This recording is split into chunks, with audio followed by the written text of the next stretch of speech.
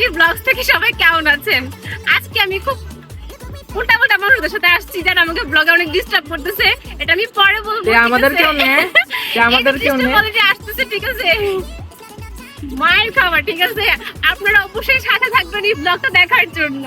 মায়ের হাই, আপনারা তো আমার ইন্ট্রো দেখে ফেলছেন। হাই এভরিওয়ান, আসসালামু আলাইকুম, this is me Mithila's daily blog থেকে সবাই কেমন আছেন? Welcome to my another blog. আজকে আমরা সারাদিন কোথায় ঘুরবো, কি খাবো, কি নাস্তা করবো, সব কিছু ডিটেলসে বলবো। আজকে আমরা চলে যাচ্ছিলাম দুর্গাপুরে, বিজয়পুর, তারপর হচ্ছে বিজেপি ক্যাম্প, আরও অনেক জায়গায়। প্রথমে আমি আর তাহা, মাহাতির আর তো তিনজন বাসে চড়ে নিয়েছিলাম। যারা যারা নেত্রকোনা শহর থেকে হচ্ছে দুর্গাপুরে যাবেন তাদের জন্য অবশ্যই ইনফরমেটিভ হতে যাচ্ছে ভিডিওটা। নেত্রকোনা বাস স্ট্যান্ড থেকে আমরা বাসে উঠেছি। বাস ভাড়া ছিল মাত্র 40 টাকা করে। দেন হচ্ছে আমরা শ্যামগঞ্জ বাজারে নেমেছি। আমরা একদম একটা স্টুডেন্ট বাজেট একটা ট্যুর দিয়েছি, মজা করে। হুটহাট প্ল্যান ছিল।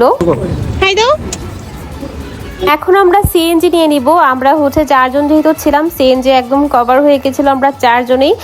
সিএনজির ভাড়া ছিল হচ্ছে 120 টাকা। দুর্গাপুর যেতে বেশিক্ষণ টাইম লাগে না, 1 ঘন্টা 10-15 মিনিট লাগে। কি সুন্দর রাস্তা দেখেন, এত সুন্দর রাস্তা, প্রেমে পড়ে যেতে ইচ্ছা করে। আপনারা কিন্তু অবশ্যই নেত্রকোনার দুর্গাপুরে ঘুরে যাবেন।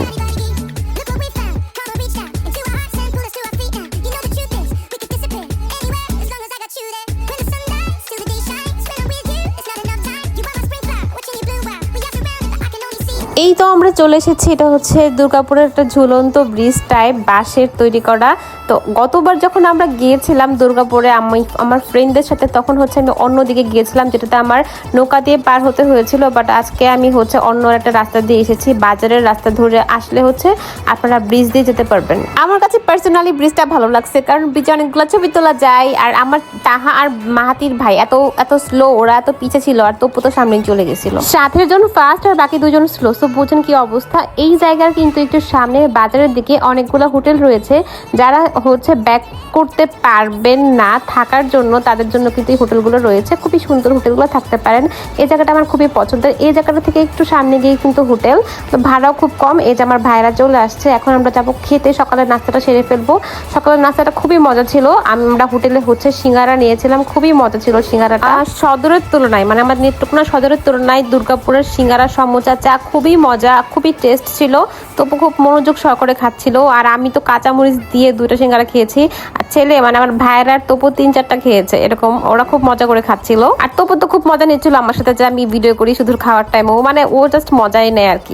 আমি পৌঁছাইছি দুর্গাপুর, তুমি টেনশন করো না, একদম টেনশন করো না। ওকে, হ্যাঁ কর চ্যাট কর।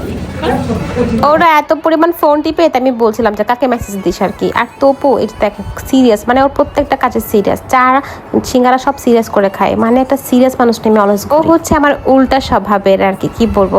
আমি অলওয়েজ হাসি আর ও হচ্ছে করে থাকে। এইটা হচ্ছে পার্ট 1। পার্ট 2 নেক্সট আপলোড করে দিব। আজকে এই পর্যন্তই। Till then take care, tata, bye bye, আল্লাহ হাফেজ, থ্যাঙ্কস ফর ওয়াচিং।